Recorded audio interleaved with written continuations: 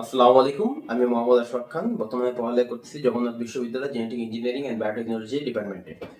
So আজকের topic হলো class 9-10 এর জেনারেল ম্যাথের চ্যাপ্টার 9.1 এর প্রথম কোশ্চেন। চলো শুরু করা যাক। তো নিচের গাণিতিক উক্তিগুলো সত্য না মিথ্যা যাচাই করো। তো আমাদের কাজ হলো এই গাণিতিক উক্তিগুলো সত্য নাকি মিথ্যা এটা যাচাই করা। তো দেখি প্রথম ক নাম্বার কি বলছে, tan a এর মান সর্বদা 1 থেকে কম। আসলে এই গাণিতিক উক্তি কি সত্য নাকি মিথ্যা? আসলে এটা মিথ্যা। দেখি কি কারণে মিথ্যা। এটা মিথ্যা। এখন বলি কি কারণে মিথ্যা। আসো দেখো, তুমি জানো tan 45 ডিগ্রিতে আমরা কি tan এর মান 1 পাই। tan 60 ডিগ্রিতে tan এর মান কত পাই? √3 পাই না? √3 কি আমার 1 থেকে বড় না? অবশ্যই। তাহলে কি tan থিটা কি সবসময় কি সর্বদা কি মান 1 এর থেকে কম? না, 1 এর থেকে বেশি হতে পারে। এখন আসো, এটা তো জাস্ট একটা গাণিতিক একটা ভ্যালু যেটা ফিল করা যায় না। আসলে জিনিসটা একটু ফিল করার ট্রাই করি যে আসলে কি হইতেছে। দেখো, tan জিনিসটা কি বোঝায়? tan tan কি বোঝায়? tan হলো আমার লম্ব বাই ভূমি বোঝায় না? লম্ব বাই ভূমি। এখন একটা জিনিস চিন্তা করো, একটা অতিভুজে একটা ত্রিভুজে সবসময় অতিভুজের ভ্যালু, অতিভুজের অতি দ্বারা দেখলাম অলওয়েজ কি হবে? ভূমি বা অতিভুজের ভ্যালু অলওয়েজ কি হবে? লম্বের থেকে বড় হবে। ভূমি বা লম্ব থেকে বড় হবে। অলওয়েজ অতিভুজের ভ্যালু কি ভূমি আর লম্বের থেকে বড় হবে। ক্লিয়ার? আর যদি ভূমি আর লম্বের সমান হয়ে যায়, দেখো তো চিন্তা করো, অতিভুজের ভ্যালু দেখো, লম্বের ভ্যালু বাড়তেছে, লম্বের ভ্যালু আর অতিভুজের ভ্যালু এখানে প্রায় কাছাকাছি সমান। এখন দেখো তো এখানে কি আরো সমান না? এখন দেখো তো এক পর্যায়ে কি দুটো মিক্সড হয়ে গেল না? তো এই পর্যায়ে কি লম্ব আর অতিভুজের ভ্যালু সমান। তো যখন একটা ত্রিভুজের লম্ব আর অতিভুজের ভ্যালু সমান হয়, তখন ওই ত্রিভুজটা কি হয়? ওই ত্রিভুজটা সরলরেখায় রূপান্তরিত হয়ে যায়। বুঝতে পারছি? এই কারণে একটা ত্রিভুজের অলওয়েজ কি হতে পারে? হতে হয় যে একটা ত্রিভুজের অতিভুজের ভ্যালু অলওয়েজ লম্ব আর ভূমির থেকে কি হইতে হয়? বড় হইতে হয়। বুঝতে পারছি? এখন এই জিনিসটা একটু চিন্তা করো, এই জিনিসটা কি তোমার লম্বর ভূমি ক্ষেত্রে খাটে? না, লম্বর ভূমি চাইলে বড় হইতে পারে, চাইলে ছোট হইতে পারে। এই জিনিসটা একমাত্র অতিভুজের সাথে ঘাটে। অতিভুজের ভ্যালু অবশ্যই একটা ত্রিভুজের লম্বর ভূমি থেকে বড় হইতে হবে। তাহলে এভাবে চিন্তা করা যায় না, tan এটা কি, এটা দেখো তাহলে লম্ব এটা 2 গুণে বেশি। হ্যাঁ, তাহলে মানে কি এটা tan এর ভ্যালু অবশ্যই এটা 1 এর থেকে অনেক বেশি হবে। দেখো তো এইরকম একটা ত্রিভুজ চিন্তা করা যায় না? এ দেখো তো ভূমির থেকে লম্বের ভ্যালু অনেক বেশি। তো এখানে দেখাই যেতেছে, তুমি নিজের চোখ দিয়ে দেখতে পাচ্ছ যে ভূমির থেকে লম্ব প্রায় 2 গুণে বেশি। দেখো এখানে দেখতে পাচ্ছ যে ভূমির থেকে লম্ব প্রায় 3-4 গুণ বেশি। ক্লিয়ার? তো আমি বলতে পারি যে যে ভূমির থেকে লম্ব যদি 3-4 গুণ বেশি হয়, তাহলে 3 গুণ বেশি। তো ভূমি ধরে x, এটা যদি 3x হয়, x কাটা যায়, tan থিটার ভ্যালু কত? 3। সম্ভব? হ্যাঁ, অবশ্যই সম্ভব। তাহলে একটু চিন্তা করো, ভূমির ভ্যালু আমার অনেক ছোট, এরকম, এটার ক্ষেত্রে tan থিটার ভ্যালু আরো বেশি না?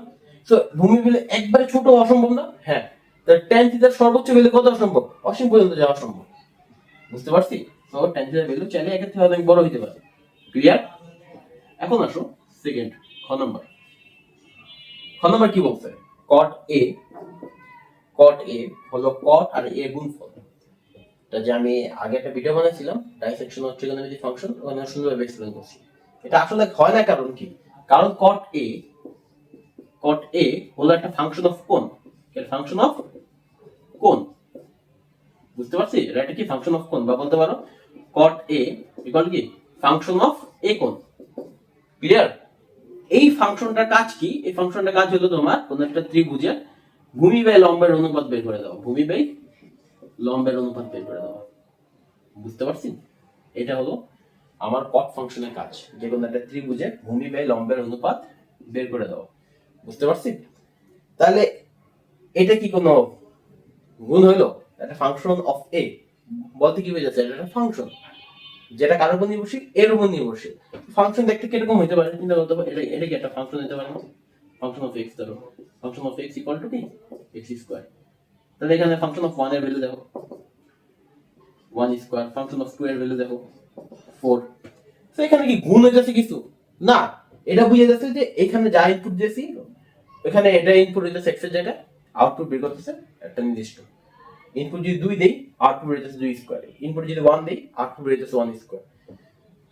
সো এগুলো হলো একটা ফাংশন। তো কটের এরকম একটা ফাংশনাল গ্রুপ আছে যেটা কোণের উপর নির্ভরশীল, এটা একটা অসীম ধারা বা অসীম সিরিজ। তোমরা চাইলে ইউটিউবে বা অনলাইনে সার্চ দিয়ে দেখতে পারো যেটা আসলে একটা অসীম সিরিজ। ক্লিয়ার?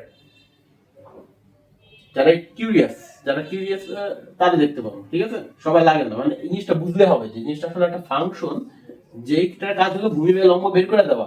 তো এটা কোনো গুণ না, বুঝতে পারছি? এটা কি আসলে কোনো গুণ না। তো এটা কি সত্য না, এটাও কি মিথ্যা। এ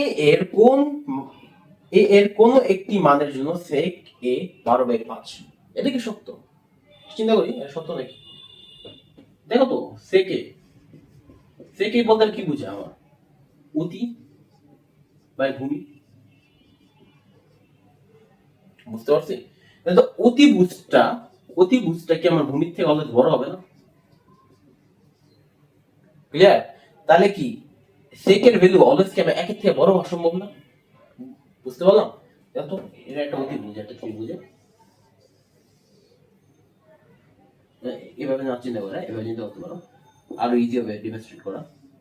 এটা যদি এই কোণ হয়, এটা কি আমার ভূমি, এটা কি অতিভুজ? তো ভূমি অতিভুজের থেকে কি অনেক ছোট না? তো sec এর ভ্যালু কি অলওয়েজ আমার একের থেকে বড় হবে না? হ্যাঁ। এই ভ্যালুটা কি আমার একের থেকে বড় না, 2 এর থেকে বড়? তো এই ভ্যালুটা কি সম্ভব? হ্যাঁ অবশ্যই সম্ভব। তো এখানে দেখো এই যে এখানে যে ভূমি, এটা কি অতিভুজে 2, অতিভুজটা কি ভূমির প্রায় 2 গুণ না? এইটার কথা চিন্তা করো, এভাবে না, এটা কথা চিন্তা করো। ভূমি কি অতিভুজ কি ভূমির 4-5 গুণ না? সো অবশ্যই সেকের সব ভ্যালু কি আমার একের থেকে বড় হতে হবে। মানে কি যে উপরে যে ডিজিটটা ওটা আমার নিচের ডিজিট থেকে বড় হতে হবে। তো এখানে কি উপরের ডিজিটটা নিচের ডিজিট থেকে বড় না? ক্লিয়ার? তো এটা কি ভ্যালিড? হ্যাঁ অবশ্যই ভ্যালিড। তাহলে একটা নির্দিষ্ট কোণের জন্য কি কোণ আমি 6 এর এই ভ্যালুটা পাবো? অবশ্যই পাবো। তাহলে কোন কোণের ভ্যালুর জন্য পাবো দেখি। এটা বের করতে বলে না আসলে কোন কোণের জন্য পাবো, আসলে বলছে যে কোন একটা মানের জন্য পাবো নাকি পাবো না। আমরা কিন্তু দেখে ফেলছি হ্যাঁ কোন একটা মানের জন্য আমার 12/5 পাওয়া সম্ভব। তাহলে এটা কি আমার সত্য কেস না? সত্য কেস এটা। এখন দেখি কোন মানের জন্য পাওয়া সম্ভব। sec a ইকুয়াল টু কি 12/5, তাহলে sec কি লেখা যায় 1/cos a ইকুয়াল টু কি 12/5 বা cos a ইকুয়াল টু 5/12 বা a equal to cos inverse 5/12। বুঝতে পারছি? তাহলে তুমি ক্যালকুলেটরের মধ্যে cos কেন দিলাম, কারণ ক্যালকুলেটরের মধ্যে cos ইনভার্স ফাংশনটা আছে। তো ক্যালকুলেটরের মধ্যে এটা ইনপুট দিলে একটা এর একটা ভ্যালু দিয়ে দিবে। তাহলে এটা আমি কিসের মান পেলাম? এটা হলো কোণের মান পেলাম। তো এখানেও দেখতে পারতেছো যে এগুলো কি একটা ফাংশন। এটা কি cos a ভ্যালু কি 12/5, আর এটা ইনভার্স ফাংশন কি cos ইনভার্স। তো আসলে ইনভার্স ফাংশনটা একটু এক্সপ্লেইন করে দিই যে ইনভার্স ফাংশন জিনিসটা কি। ধরো function of x equal to কি x স্কয়ার বা function of x equal to x plus 5, এটা চিন্তা করো। আচ্ছা এটা দিয়ে বুঝি, ট্রিগোনোমেট্রি ফাংশন দিয়ে বুঝি, এটা cos থিটা, এটা কি আমার একটা ফাংশন যেটা ভ্যালু কি আমার যেটা ভ্যালু হলো আমার অতিভুজ সরি ভূমি বাই অতিভুজ, যেটা ভ্যালু কি আমার ভূমি বাই অতিভুজ, ভূমি বাই অতিভুজ। তাহলে এখানে যে আমি থিটাটা ইনপুট দিতেছি যেটা যেটা কারণে কি আমি একটা ত্রিভুজের সমদ্বি ত্রিভুজের ভূমি বাই অতিভুজের যে অনুপাত ওটা পাইতেছি। তাহলে যে ইনভার্স ফাংশনটা হবে বা সরি যে ইনভার্স ফাংশন হবে এই ফাংশনের, এটা কি বের করবে? দেখো তো এখানে ইনপুট দিতেছি কি, আমি ইনপুট দিয়েছে কোন পাইতেছি, আউটপুট পাইতেছি কি ভূমি বাই অতিভুজ। তা ইনভার্স ফাংশন মানে কি, এটা বিপরীত। বিপরীত ফাংশন কি হবে, আমি কোনটা পাবো, ইনপুট এখানে কি থাকবে ভূমি বাই অতিভুজ। তাহলে যেটা ইনভার্স ফাংশনটা থাকবে এটা কি, কার ভ্যালু পাবো? আমি থিটার ভ্যালু পাবো। ওই ফাংশনের মধ্যে ইনপুট দিব কি, ভূমি বাই গতি। তো বুঝতে পারছি। তাহলে যদি একটা ব্লেন্ডার মেশিনের কাজ হলো কোনো কিছু ব্লেন্ড করে দেওয়া, তো এখানে আমি আম দিলে আমের জুস বের হয়, আম দিলে আমের জুস। তাহলে এটার ইনভার্স ফাংশনের কাজ হবে যে আমি আমের জুস দিলে আমাকে আম বের করে দিবে। বুঝতে পারতাছি তো ইনভার্স ফাংশনের কাজটা কি। তো এখানে এই ফাংশনটার কাজ হলো আম দিলে আমের জুস বের করে দেয়। তাহলে এটা ইনভার্স ফাংশনের কাজ হবে আমের জুস দিলেও আমাকে আম বের করে দিবে। বুঝতে পারছি জিনিসটা ক্লিয়ার? এটা হলো একটা ইনভার্স ফাংশন। তো আসো লাস্ট ম্যাথে যাই বা লাস্ট টপিকে যাই। কস হলো কোটেনজেন্টের সংক্ষিপ্ত রূপ, না এটা ফলস, মিথ্যা। ঠিক মিথ্যা। কারণ কি, কস হলো কোসাইনের সংক্ষিপ্ত রূপ, এসআই আনি সিও এসআই আর কোসাইনের সংক্ষিপ্ত রূপ। আর কোটেনজেন্টের সংক্ষিপ্ত রূপ হলো কট। ক্লিয়ার? কোটেনজেন্টের সংক্ষিপ্ত রূপ কি, কট, আর কস হলো কোসাইনের সংক্ষিপ্ত রূপ। সো এখানে এই টপিক এতটুকু, ঠিক আছে? যে কোশ্চেন নাম্বার 1, আশা করি তোমরা বুঝতে পারছো পুরোটা ক্লিয়ারলি। আর যদি কোনো রকমের সমস্যা হয় বা ভুল ত্রুটি হয় অবশ্যই জানাবা কমেন্ট বক্সে। আর ইনশাআল্লাহ ট্রাই করবো কন্টেন্টগুলোকে আরো রিচ করার। সো দোয়া করো। আসসালামু আলাইকুম।